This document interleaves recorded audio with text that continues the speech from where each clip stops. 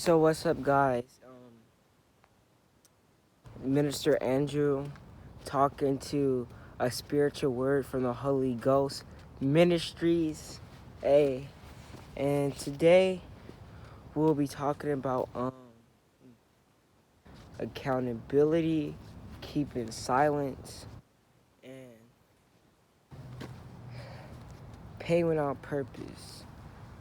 So the thing I want to talk about accountability first. So back in the book of Genesis, when they said, Adam, did you eat the apple? All of them was like, he was said no. The one when he said yes, with the fruit. No one knows if it's an apple or not, so I'm not going to say it's not. Back in Genesis, God said, Adam, did you eat the fruit? Adam said, the woman gave it to me. Then the woman, Eve, did you eat the fruit? She said, the serpent tempted me. And no one took accountability. So you gotta be accountable. You gotta face yourself. And then what I realized in that a lot of us um when God wanna know where we at and all of that, we don't want to be accountable. Like not what did he do? Did you eat it? Cause God didn't ask Adam, what did Eve do? He didn't ask Adam, what did the snake do? He asked, what did you do? So we gotta put the focus on us and do a realization on what are we doing and stop looking at how they what they did to make us do this, cause that's what how accountability is putting the blame on yourself and putting the responsibility on yourself. Cause a lot of the time, leaders they be like, oh, or people in power, any type of power, not like politics or anything. They just be like, you gotta make a choice. They be like, oh yeah, you choose. What do you think we should do? So then, if you get in trouble, I don't know, they won't have responsibility. But you need to have accountability. Be accountable. That's what we need. Accountability. I said accountability. What else? Oh, it was keeping secrets. So in First Samuel, Saul, he went to look for his donkey on his servant. So he went looking for a donkey, and then at the same time, the Israelites, they were looking for a king. The donkey was returned, but then they went to ask Samuel. Saul and his servant went to ask Samuel. Then there he was, beheaded king of all Israel. But when he was going back, I believe it was his uncle who asked him. He said, Samuel, what did you and Saul, what did you and Samuel talk about?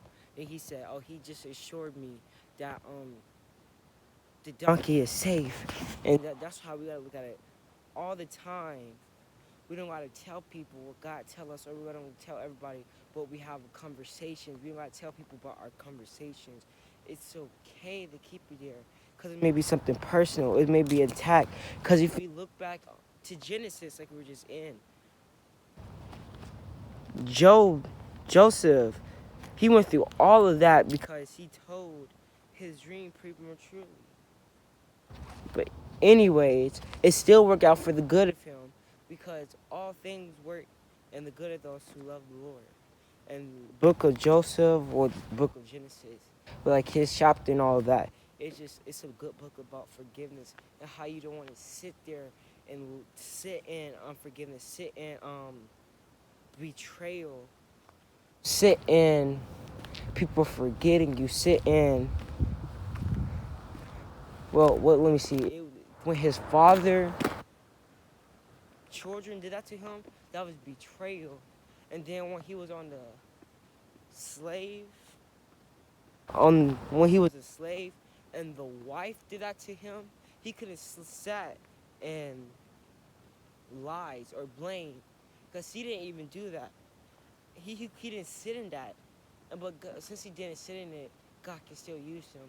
Because to be honest, if he didn't really tell his dream, none of that would have happened. But people make mistakes, but he didn't sit in the mistakes, and then he ended up becoming king. So that's just a story of resistance. Okay, we say you don't gotta tell everybody about everything. Leave some things to the Lord, like until the Holy Ghost wants you to tell it or something. Just you don't gotta say everything. Like as God said, it is not in the book of John when Mary told him to do the miracles. He said it is not the time yet. It's not always the time to say something. Not always the time to do something. So yeah, you don't always gotta do it. You don't always gotta say everything. And sometimes what you say is not even for you to be saying. It's for someone else to say. It's not your position. So purpose without pain. So a lot of us we go through a lot of pain on a daily, and we just it pain purpose. No, pain hurt the worst when there's no purpose to it. Pain hurt the worst when there's no purpose to it.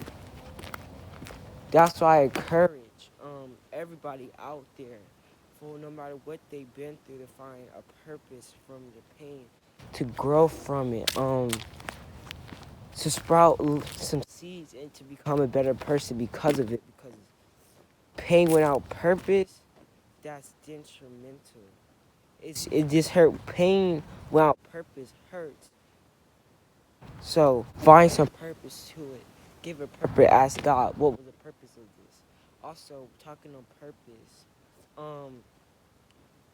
If you don't know the purpose of something, abuse is inevitable.